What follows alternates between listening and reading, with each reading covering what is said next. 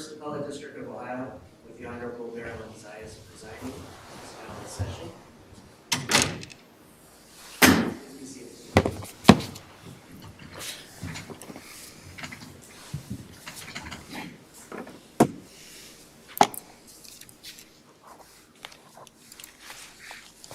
Good morning.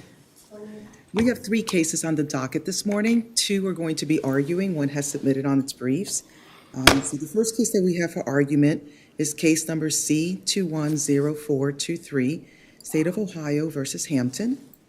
If attorneys can please identify themselves and their readiness to proceed. Mary Steer from the state, ready to proceed. Good morning. Wendy Calloway from Mr. Hampton, ready to proceed. Good morning. The next case that we have, which is going to argue, actually I said submitted on the briefs. We have 1 case that's arguing virtually, and that's case number C210392, Tyra versus Tyra. We're going to be hearing that case last. And the next case we have is case number C210220, Kimberly Kitchens versus Kitchens Association Inc. versus Cedric Ruff, DBA Diamond in the Rough.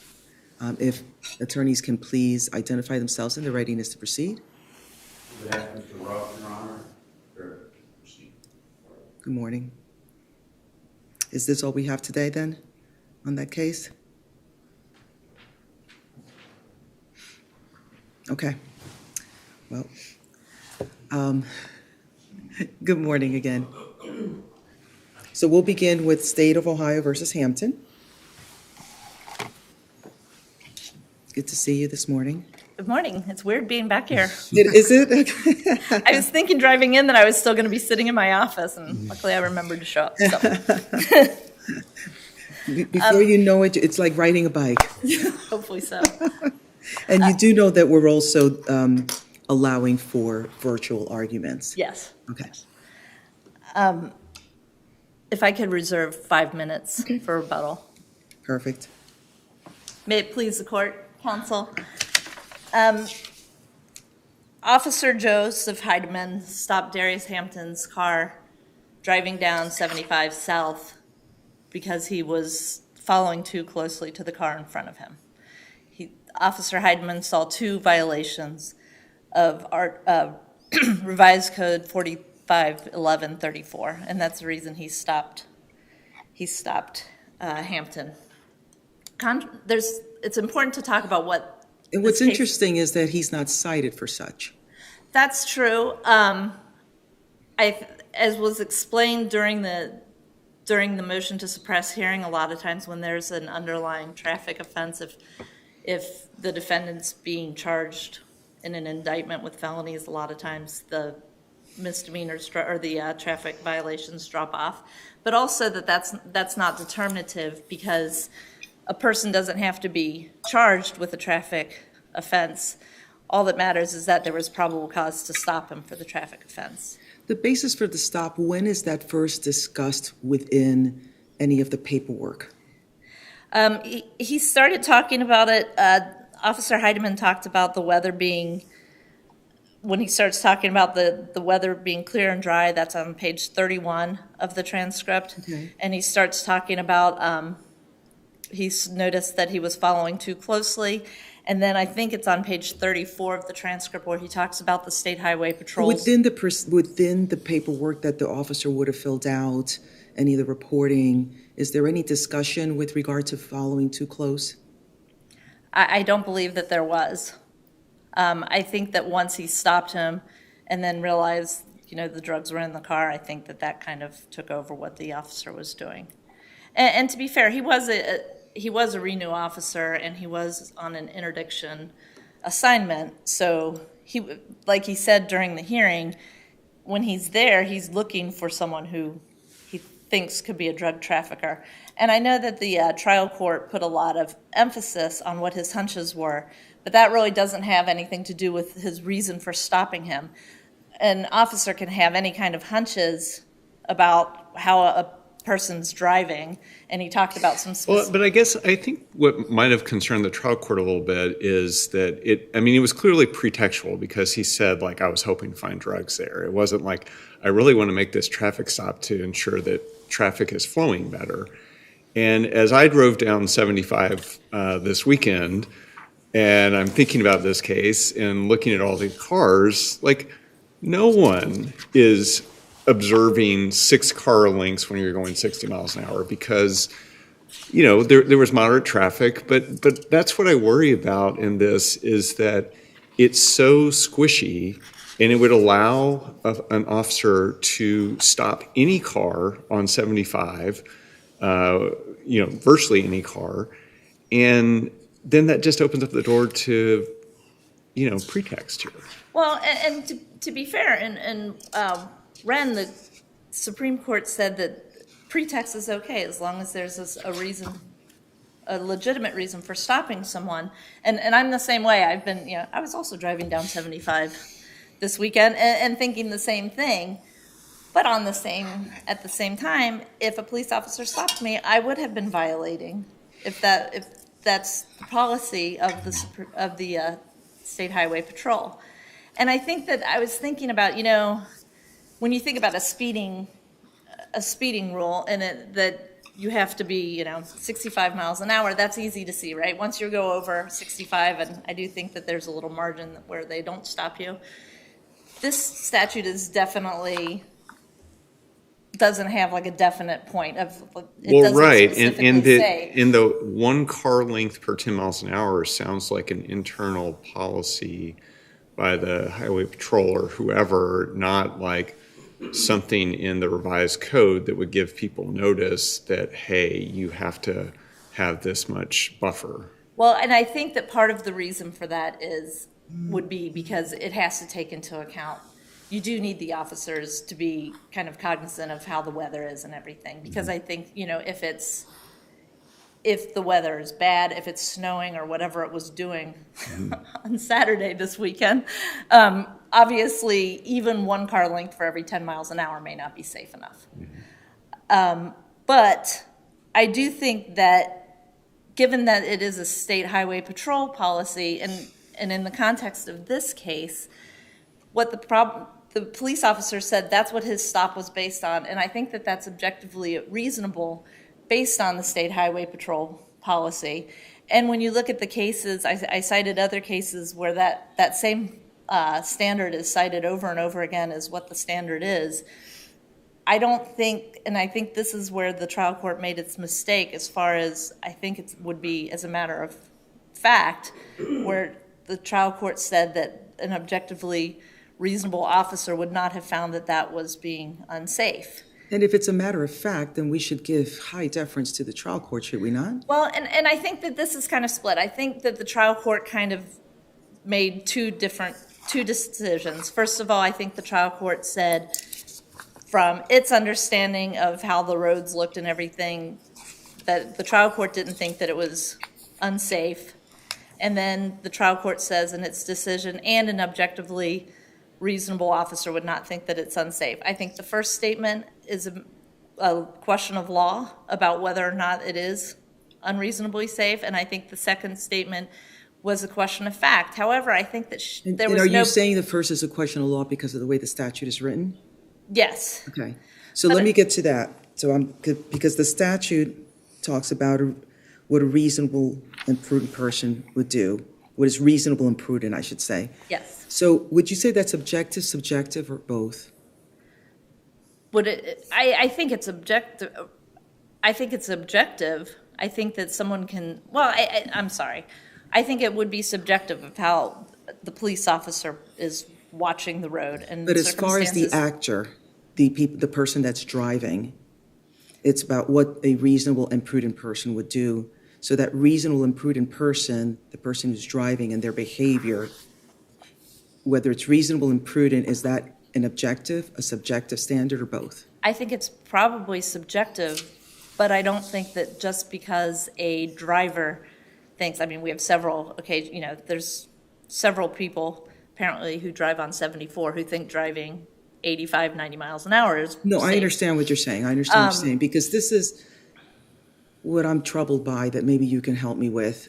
As I understand within the footage, the captures of, Yes. of the highway footage, it seems as if all of the cars were driving and were keeping a proximate distance very similar to the accused here. Yes. So how would it be unreasonable and not prudent when given the same highway conditions, the same weather conditions, everyone is driving with the same proximity with the vehicle in front of them?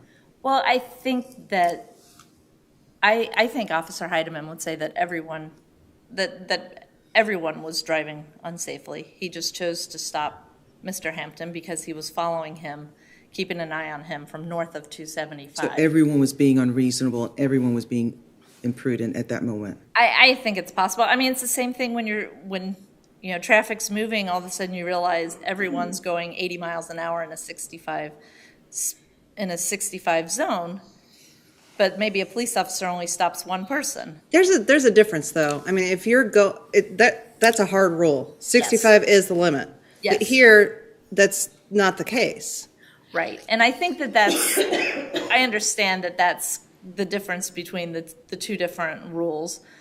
But I think that this has to be written, like I was saying, for purposes of giving some flexibility to police officers to understand. I do think that you have to understand what's safe on the highway, and I do think that a police officer following the State Highway Patrol's policy is probably in the best position of doing that. But I don't think he was really worried about highway safety. I mean, that's not what he was trying to do. He was there to try to find drugs. Right, but he did say that he knew that it was an unsafe distance to be following, and he did explain why that was, because it's hard to stop, and I think that that's reasonable. Even if Mr. Hampton had not had drugs, or if it was just some police officer who was out, watching traffic and saw someone following too closely and he had stopped them, I think that it would be an objectively reasonable stop, because they're trained to know that that's not safe to be following. And, luckily, I do think of it, at least when I'm driving. Maybe it'll make me a better driver to know to keep a little bit farther back. I see that my time's up. If I could reserve the rest for my... Absolutely. Thank you.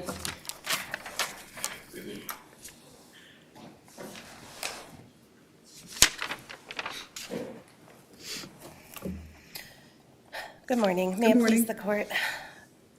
This case involves a Reno agent who was out looking for drugs. This is a pretextual stop. And what's interesting in this case, and what differentiates it from the other cases that are relied on by the state, is that there was video evidence in this case. And so in those other cases that are cited in the state's brief, all the court had to go on was the officer's sworn testimony. There was nothing else for the court to really look at. But in this case, this is why body-worn cameras, dash cameras, surveillance cameras are so important. We have video evidence. So the trier of fact that's looking at the evidence, looking for competent, credible evidence, was able to look at the traffic patterns here and to look at the statute and to see whether there was probable cause for the stop. The court in this case looked at the statute and said that the statute requires a fact-based, particularized inquiry before a stop can be made. The officer has to look at the road conditions, the traffic, the weather, and has to make a consideration about what reasonable and prudent people do. The officer in this case didn't do that. He used a formula. He says, basically, I disregard all of the fact-based inquiry that the statute requires, and I just use my formula. It's also important to note, as the court pointed out during opposing counsel's argument, that this discussion about following too closely only came forward from the officer after Mr. Hampton came forward with the video. The video was produced by Mr. Hampton at the motion to suppress. They gave it to the state. The officer was able to look at the video before the motion to suppress went forward. Then the officer starts talking about this one car length per 10 miles and that he was following too closely and advances this theory. But the officer was very candid on cross-examination that he wasn't there looking for traffic violations. He was there looking for drugs. And so I would point the court to the case of State versus Bowie that's outlined in my brief that has a very similar fact pattern. In the Bowie case, there was video evidence. So the trier of fact was able to look at the evidence. We didn't have to just take the officer's word. The officer said, oh, they were following too closely. In that case, the trial court denied the motion, correct? The motion to suppress? I don't believe that's correct. Oh, okay. The I'm sorry. court upheld the motion to suppress I'm and sorry. suppressed the video, yeah. So the cases relied on by the state are not analogous just because there wasn't any video evidence there. I want to point the court also in the arguments in the briefs, there's some argument about whether the standard here for the court is probable cause or reasonable articulable suspicion. And I just want to point the court to the case of Ohio versus Turner, which is briefly discussed in the state's brief, and that's 2020 Ohio 6773. But there, the Supreme Court gives us a clear directive about which standard is to apply in a case like this, and the standard is probable cause. There, the court said, when the officer believes a traffic law has been violated, the focus of the inquiry is on whether the officer had probable cause. So this is not a case where there's reasonable articulable suspicion or there's some inquiry, the officer is trying to make some investigation. The officer said the traffic violation occurred, the driver was following too closely, and so the inquiry for the court here is whether or not there was probable cause for the stop, not the reasonable articulable suspicion standard. And I just want to point the court to the Turner case on that. In that case, the Supreme Court was looking at a marked lanes violation and whether or not that was probable cause for a stop. But the framework that the court announced for that analysis was probable cause. So where there's a traffic violation or an alleged violation, the analysis for the court is probable cause. In this case, the trial court articulated very specific facts that it used that was supported by the video evidence, that the weather was dry, there was good visibility, the traffic was moderate, all the cars were driving at about the same distance, and that the court made a finding that Mr. Hampton was driving in a reasonably prudent manner and that it was reasonable for the conditions. And because of that, there was no probable cause for the stop in this case. So I'm asking the court to affirm the decision of the trial court. It is supported by competent, credible evidence, and it deserves deference from this court. Thank you. Thank you. Thank you for your argument.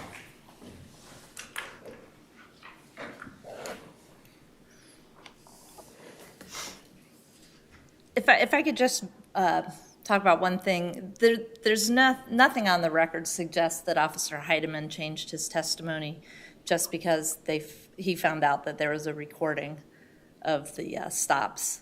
I think that the prosecutor found out that the defense counsel had the Artemis tapes, but I don't know. I'm not even sure that Officer Heidemann had reviewed them before. I can't remember in the transcript. But regardless, at least there were two violations that he saw, and one of them wasn't on. So he would have had to have somehow created that and made it up. But that was the first time that it was brought up, right? The recordings, it was the first time, the recordings were, the first time they were brought out were during cross, but he testified about the stop, about the following too close. Okay. During his Your direct. argument is that the revelation or the review of the tapes, that there's no evidence that was the catalyst for the officer then testifying the way the officer Correct. did. Correct. Understood. And also, with respect to that, the court did make findings about the traffic flow and the weather and the conditions of the road. They exactly reflected what Officer Heidemann said the conditions of the road were. But he said that was a traffic violation because the Hampton was following too closely. And in the context of a motion to suppress hearing, we don't need to know if Hampton actually violated the law. It just has to be probable cause that he did. And the officer objectively believed that he was violating 45-11-34, that he wanted to stop someone and he was hoping maybe he'd be able to find drugs that had, even if it's pretextual, as long as he objectively believed he saw a violation, he can stop the car, and that gave him probable cause to stop, and then the search and everything that followed afterwards. And as far as the standard, I know that appellee brief, it suggested that the state was arguing for a lower or saying that we were conceding that we hadn't met probable cause. That's not at all, if that's the impression that I gave in the brief, that's not at all what I meant. I think at the very least, Officer Heidemann had reasonable suspicion to stop the car based on the Were you arguing violation. in the alternative? Please? Were you arguing in the alternative? Actually, I was not. I was just arguing. In Mays, I believe, the Supreme Court said that probable cause obviously subsumes reasonable suspicion, and so my argument was that at the very least he had reasonable suspicion, but I think he had well beyond that. I think he's. But how would reasonable suspicion work where it's a question of following too closely? Because that action has occurred and it's over. So what investigatory purpose would pulling the car over serve? Right. Well, and I agree with you. I think that, I don't rest on the fact that he had, I don't need it just to be reasonable suspicion because I believe that he had probable cause. This is different from a case where there's someone driving down the road, zigzagging or swerving or something, and then you have reasonable suspicion. That Right, and then you're like, well, this person may be under the influence, so I need to Right. investigate and Do see. further Right. investigate. Correct. No, we believe that there was probable cause to stop and that the trial court made an error in granting the motion to suppress. So we would ask that you reverse. Thank you. Thank you. Thank you both for your arguments this morning. We will take the matter under submission and issue a timely decision. Have a wonderful week. It was great seeing both of you.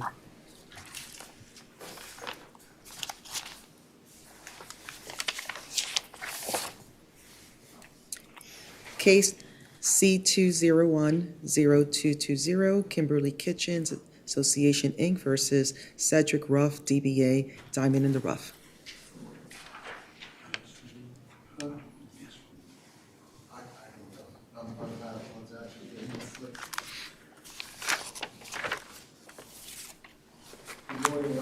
Good morning. It's okay.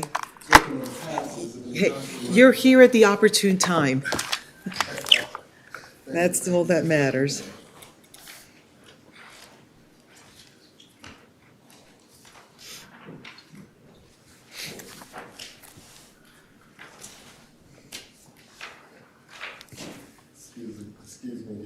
That's okay. Just for the record, go ahead and identify yourself. My name is William D. Bell, Sr. I'm an attorney for Miss Kimberly Kitchens in this matter, Your Honor. Thank you. And would you like to reserve time? Please? Would you like to reserve time? Yes, just slightly, Your Honor. I don't think that the issues are really that complicated with How many regard to minutes? this. This is a situation in which there had been, I think I missed it. How many minutes would you like to reserve? 5 is fine. 5 minutes. All right. Thank you. You're And welcome. Counsel, I apologize to you also for being late. This is a situation in which there was a case that was filed against Ms. Kitchens initially, for which we sought at the time of the trial that there be a continuance. The judge at that time, Judge Alan Triggs, decided that he didn't think that that was appropriate, but specified that if the parties could agree, then the matter could just go forward with regard to the plaintiff's complaint. Based upon that, the parties entered into an agreement whereby the counterclaim that had been filed by Ms. Kitchens would be dismissed without prejudice. That becomes very important because in a situation in which a counterclaim has been filed and it cannot independently stand of its own, a dismissal without prejudice is not warranted under the rules. In this particular instance, the court authorized and agreed that that should happen. Entry of dismissal without prejudice with regard to the counterclaim was indeed filed, and the case proceeded on the plaintiff's complaint, Mr. Cedric Ruff's complaint. After the conclusion of that trial, the judge decided that the judgment was really in favor of the defendant, Ms. Kitchens, and within the year time specified by the rules, we instituted or reestablished the original counterclaim as a complaint. The judge subsequently dismissed that, indicating that it should have been litigated at the same time as the original complaint, and therefore granted a motion to dismiss. We filed probably on filed for extensions with this court after we filed the brief because I initially had filed for a Rule 60B modification based upon the things that had occurred at the court earlier. The judge did not render a decision on that after multiple times of getting an extension here and after multiple times of requesting it from him. So finally, I decided, and my client decided, that the expense associated with my continuing to do stuff just did not seem to be warrant occurring any additional expense. It's based on the American rule. So we voluntarily dismissed. When we voluntarily dismissed, counsel for Mr. Ruff subsequently filed a motion indicating that they should be entitled to attorney's fees because the reason that I specified that we were dismissing is that my analysis of the law during the period of time and certainly the hesitance of the court to render a decision, and we asked for it so many times, did not warrant continuing to deal with this. At the time that we had the hearing with regard to this, it was not Judge Triggs that was present, and he still had not rendered a decision with regard to the 60B motion. It was Judge Sunderman. Judge Sunderman listened to it, decided that, okay, he thought that they would be warranted attorney's fees, and he entered a judgment specifying that that was to happen. He specified at the time that he did that there was nothing that was done inappropriately, certainly by Mrs. Kitchens, and that but therefore he felt that that was appropriate, and so this appeal was initiated. But So what was Mr. his? I'm sorry. Mr. Belt, I just want to clarify, the trial court did explicitly state that there wasn't bad faith, correct? Please? The trial court explicitly said that there was no bad faith, That there was no correct? bad faith. There was no bad faith. There was no indication here that it was a frivolous appeal and that fees were sought pursuant to the rules of this court with regard to it. And so I instituted the appeal. But what was the trial court's basis for awarding fees? You know, I wish I could say he indicated that Judge Triggs had not ruled upon our motion to vacate. So as the I guess as of the status of the record at that time, he may have felt that it was unwarranted. I can't really say. I was very surprised when he did it based upon the information in the record and certainly his determination that there was no bad faith. Had we gotten and incidentally, and I thought it was kind of ironic that when I dismissed the appeal in the morning, that afternoon, I think, Judge Triggs actually rendered a decision which would have been against us, which would have been against me anyway, but I did not have that. And we had requested it, and I had been to the courtroom. I had done what I felt was appropriate in an effort to try to get this moving along. So the American rule is basically that parties pay for their own counsel. In this particular instance, there was no indication of any bad faith. We tried to do what was procedurally appropriate to get a decision by the trial judge as it related to what we were seeking. That did not occur. We appeared before Judge Sunderman. Judge Sunderman actually indicated that he didn't think that there was any bad faith with regard to this, but yet he awarded attorney's fees. The American rule says that each party should pay their own. There was never any indication or anything filed with this court to suggest that the appeal had been frivolous. Certainly, our moving forward was based upon the procedural aspects associated with the civil rule, which permits a case to be dismissed without prejudice if, in fact, it could be separately litigated later. There were certain things in the decision of the original judge that weren't addressed, damage to the outside of the property and things of that nature. That's the reason we proceeded, and based upon certainly the American rule, the absence of any bad faith in this particular instance, I just don't think that the decision that was made by Judge Sunderman was the correct one. Thank you. Thank you. And again, I apologize for my trip. No worries.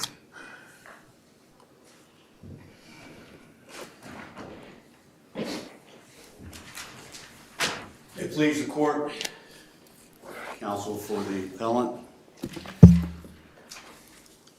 Realize I'm kind of a duck out of its pond. I don't usually do civil work. So I'm using phrases that I haven't used since law school. One would be res ipsa loquitur. The thing speaks for itself.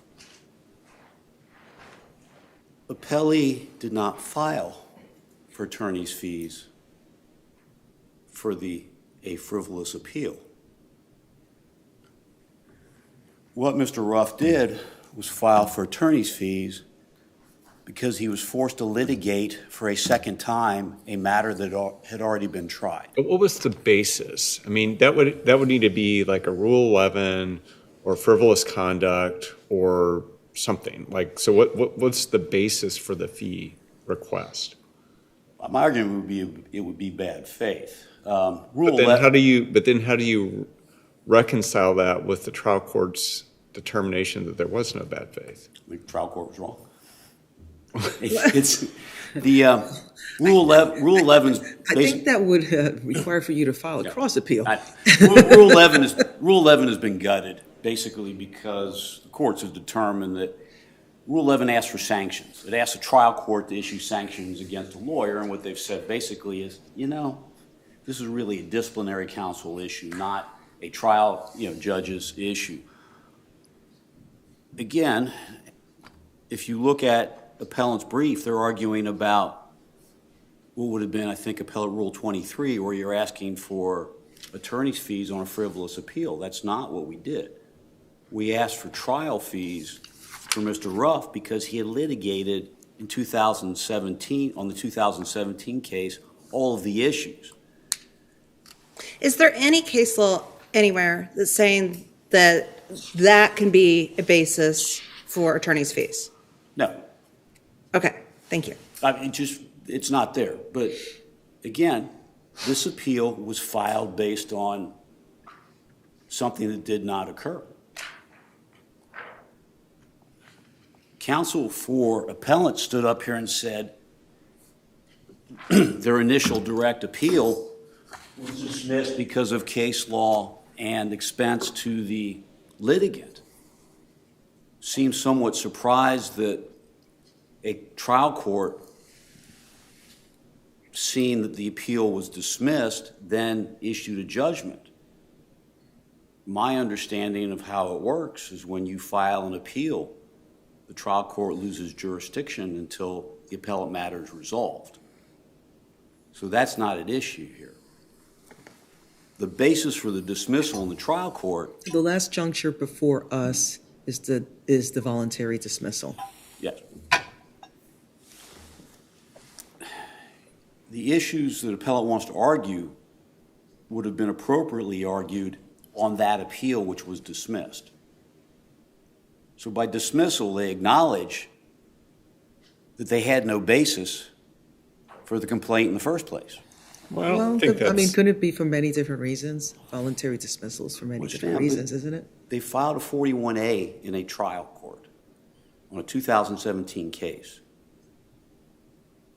And the case law is fairly clear, and that's why the trial court in the 2019 case dismissed the case. You can't play this game of, okay, I have a cause of action against my opponent, and I'm going to walk in on the day of trial, dismiss my counterclaim, dismiss my cause of action on the exact same set of facts that are being litigated, and then come back a year later and say, gotcha, because I've got this saving statute. And that's what happened here. That's bad faith. But the court found that it wasn't. The point is,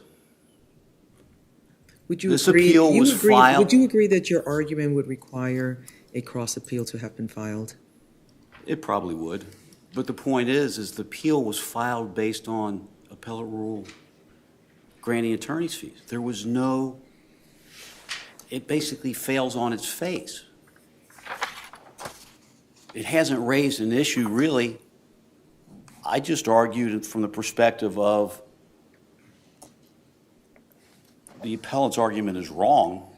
I stated in my brief that there was no filing for appellate attorney's fees. So I don't think the appellant has any standing here at all, because the appellant issue has to do with appellant attorney's fees. That wasn't what transpired. I don't know how you cure that. So as I stand here, I mean, I'm a warm body in front of this court. But the appellant is arguing for something that never happened. It's arguing about the American rule regarding fees, and it's saying that the trial court should not have granted fees for a so-called frivolous appeal. So that's where I stand. That's court. I'm sorry, I'm a little confused at your argument. So the trial court granted attorney's fees, For trial. and the appellant appealed that judgment. Are you, and you're saying that, I'm not sure what. The appellant argued against the assignment of attorney's fees in the hearing. But the entire argument on appeal before this court right now is a misapprehension that the trial court granted fees for a frivolous appeal. I think what the argument is that he's saying that there was no basis to award fees, and he's suggesting that if you thought the appeal was frivolous, you could have sought remedies under Rule 23. I don't think he's saying that relief was granted under Rule 23. I know, but he just stood up here and told you, as he did in his brief, that the court improperly granted fees for a frivolous appeal, and that's not what happened. My argument in my brief is specifically that he's asking for relief for something that never occurred. Thank you. Thank you. thank you.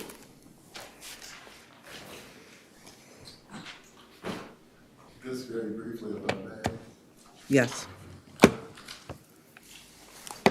record will reflect that after the appeal was initially filed for the first case, there were 2 to 3 separate requests for limited remands back to the trial court so a determination could be made with regard to the Rule 60B motion. That never really occurred. And since we were continuing to try to do that and it was expensive, we didn't. We just had to decide that it was too costly. With regard to the award of attorney's fees in the jurisdiction of this court, certainly a decision that is made by a trial court that a litigant does not agree with, he or she has a right to an appeal with regard to this. I think that the court is correct. In the event that counsel wanted to make additional arguments, he could have cross-appealed with regard to that, but he certainly did not. I think in this particular instance, the trial court judge, who was substituting for the other, indicating that there was in fact no bad faith. The operations of Rule 41 with regard to a counterclaim having been filed and no dismissal without prejudice being allowed unless the matter could be separately litigated, I think was a factor that we looked at with regard to what was going on. And when it became nearly impossible to get a decision from the trial court with regard to that, it was decided that it was the best interest to dismiss it. I think that this court should in fact reverse the decision of the trial court and no attorney's fees should be awarded to Mr. Roth who litigated. Thank you very much. Thank you. Thank you both for your arguments this morning. We will take the matter under submission and issue a timely decision, and we wish you both a wonderful afternoon. That concludes our in-person hearings this morning. Court of Appeals, First Appellate District of Ohio, is now adjourned.